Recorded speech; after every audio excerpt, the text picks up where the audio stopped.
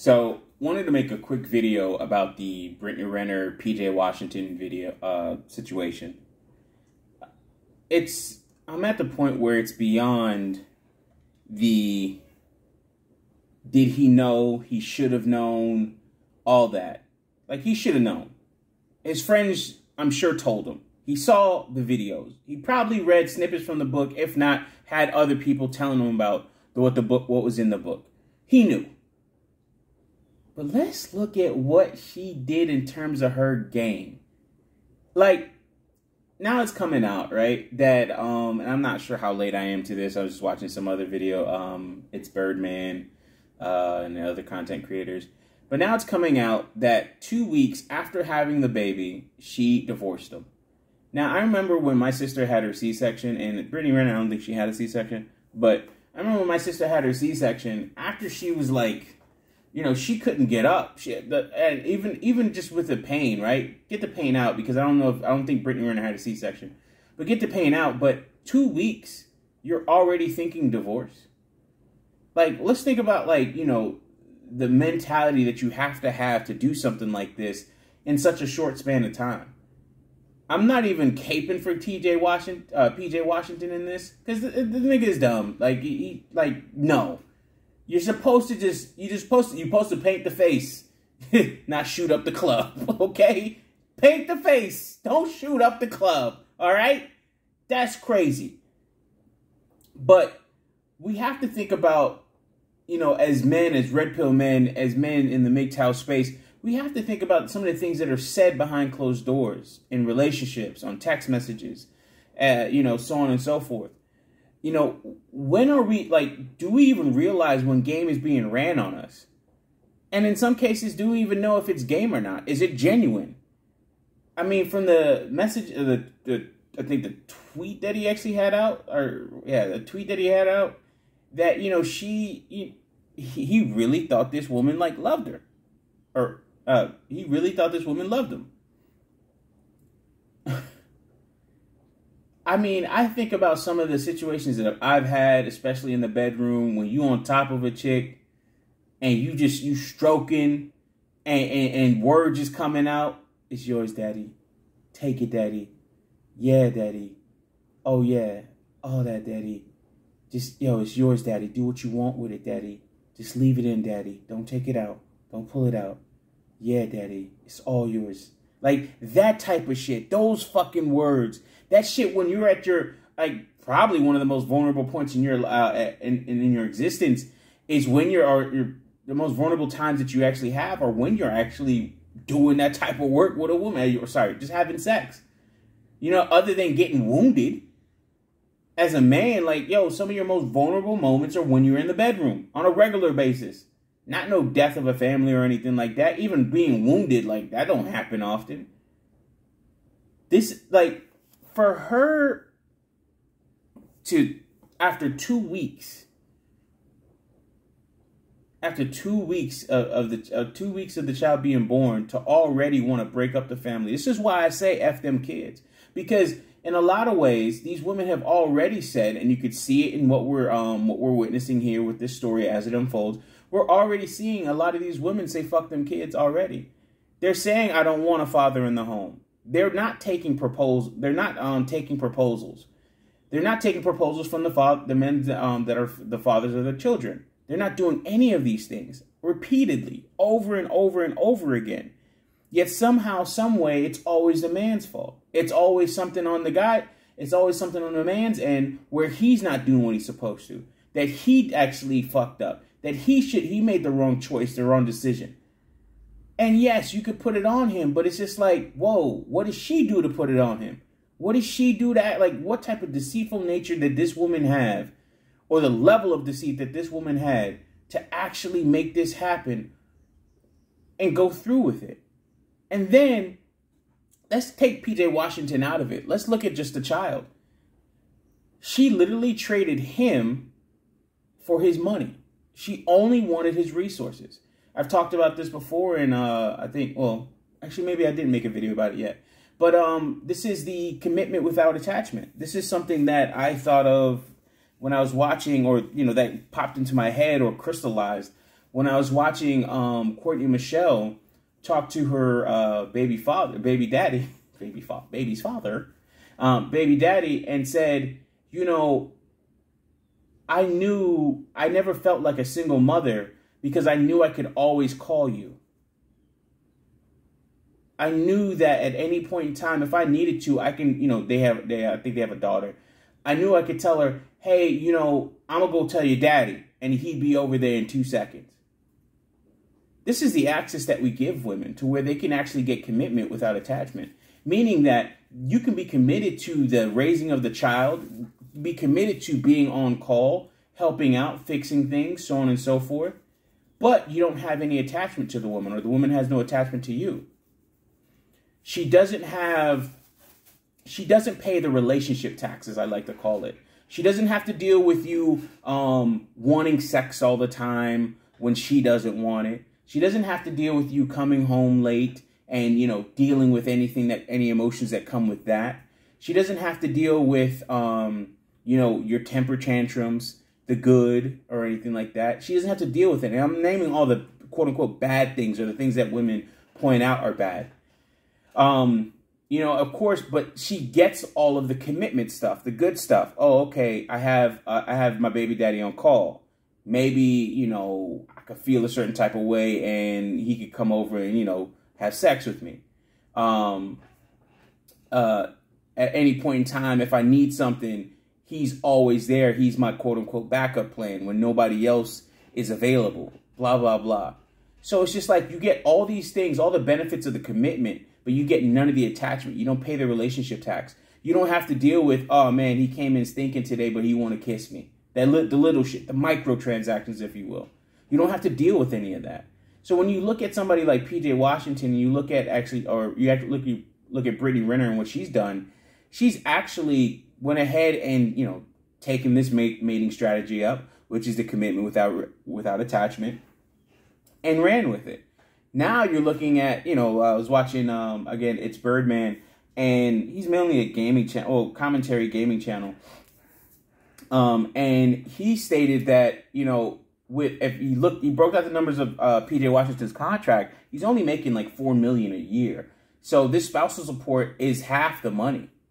This $200K is half of his money. And of course, that $4 million a year is not his take home. That's his contract. He's going to have to deal with taxes and so on and so forth. So even after everything, what, you know, the rough numbers that came out of this guy's analysis, his little rough analysis of the numbers, is that, you know, he might only come home with $500K. Playing all those games, risking his body, not knowing if, like, you know, if he gets injured, if, you know, anything will, if he'll actually be able to get back in the league or anything like that, or come back, like a D Rose or something like that. He doesn't know any of these things. And now he's on the hook for $200K a year. Now, yeah, we know it can be adjusted. We know all these things can actually happen to where, you know, you'll be okay, and, you know, you can adjust, or you'll be okay with spousal support and adjusted. And I'm not sure if this $200K is the final number. You know, we hear these things count, like even with Dr. Dre, you know, the legal proceedings are still ongoing with that. But it's just like, Edward Anderson said it best. It's like, this is why the space is needed. For so many ways and for so many people. A lot of these guys need to get gamed up, and they really need to be watching the content that we talk about in this space. They need to be watching this shit on like the Jumbotron. Like, this should be, you know, they have these courses where they actually talk to these players and they try to like game them up and get them right mentally. And these are the things you need to watch out for. This is what's going to happen with women. This is what's going to happen with money and business deals and all this other stuff. Blah, blah, blah. So, you know, these guys have to watch out for that. And it's just like, this is what we have to go through. We have to have these spaces where we talk about this stuff, and we have to talk about this more, and we have to push this message even more. Message over messenger, messenger greater than messenger. This woman really, really said fuck her own child by saying, I don't want the baby, I don't want the father of my child in my child's life on a regular, daily basis. in terms of decisions, in terms of, you know, him providing for me on a regular basis. You know, she just wanted the money. And I don't really care how dumb he is. No man deserves that. You know what? I can't even say that because, you know, he was just fucking dumb. That's really fucking dumb. But still, like, this level of deceit and evilness in our culture today, especially in the black community, this is normal. This is not even the exception in so many cases. This is damn near the fucking rule. I don't know what it's going to take to change. I don't know what it's going to take for the entire, the collective mind, the zeitgeist to actually really change the paradigm, to shift. It's happening. It's definitely happening. It's happening faster than, you know, a lot of us really thought. But, I mean, it's to the point where even myself, I'm going to have a conversation this coming Saturday with Topaz and just a woman that's in the space, and she's actually a social worker. Thank you, Ulysses and Mike V, for putting me onto that. Or thank you, Ulysses, really. And Mike V put me on to Topaz and another gentleman, I believe. So thank you guys for that from the Black Brain Trust, or my brothers from the Black Brain Trust. But this is where we're going to talk on this Saturday. I'm going to talk about adoption because I'm really considering it. Like, I want kids. I want to mentor and do more and things like that. But I don't want this. And I don't even have that much money. I'm probably about, well, like, in terms of my portfolio valuation, I'm probably about $25,000 for away from $100K portfolio balance. This is crazy. This is wild. These are the things that we talk about on a regular basis, and this is why I'm trying to bring things like talking about adoption to the space, or to the manosphere, Black manosphere specifically. I'm sure it's been talked about. I know, you know, my MGTOW retirement series, Obsidian has talked about hospice care in the past. Don Calypso has put me onto that. So it's like, these are things that we need to really talk about. These are things that we need to talk about. What's it called? Talk about more. One video that I want to make is Get a Roth, Die Alone.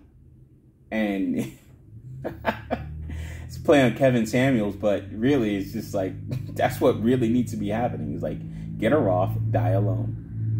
Because this is the point where we're at, where it's like, you really can't trust these women for long-term relationships.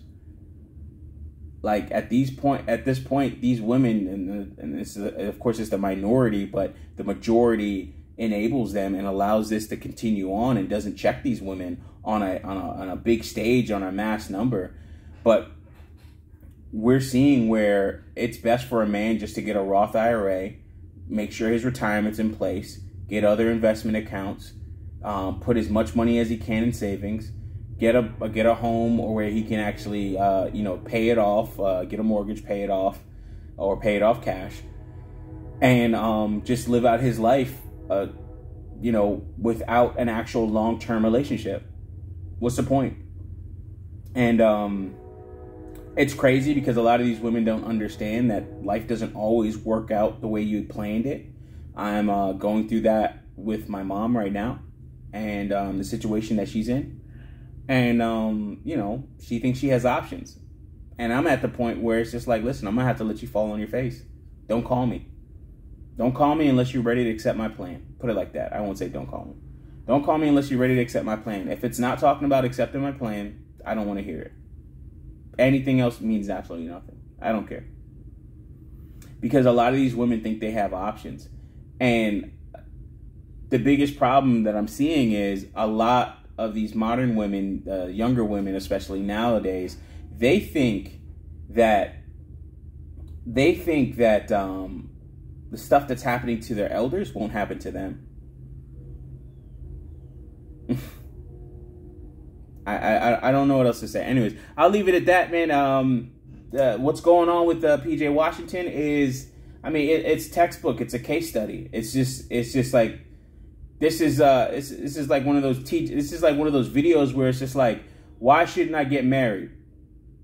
Brittany Renner, PJ Washington. And actually, you know what? It's a funny thing. Next time Kevin Samuels asks a woman what loses value, no, what object gains value with more use? These women can literally say Brittany Renner.